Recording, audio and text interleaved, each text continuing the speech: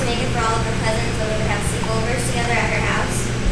And the first thing you do is you set the oven to 350, and then you're going to butter a casserole pan, and you're going to put cube holly bread into the pan. And you could use whole wheat bread or cinnamon bread. I just like using this because this is what my grandma used to use. And then you're going to beat 4 eggs,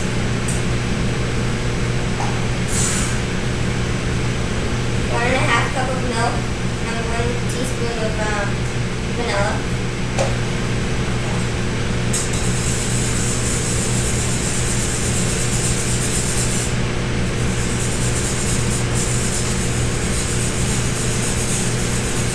You could really add more vanilla if you wanted, but this is really how she used it. She didn't even measure, she kind of just put first, like.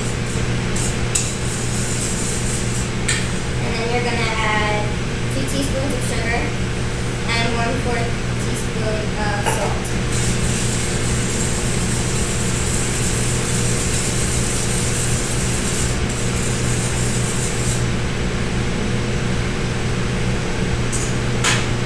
And then you're going to pour it over the cube bread.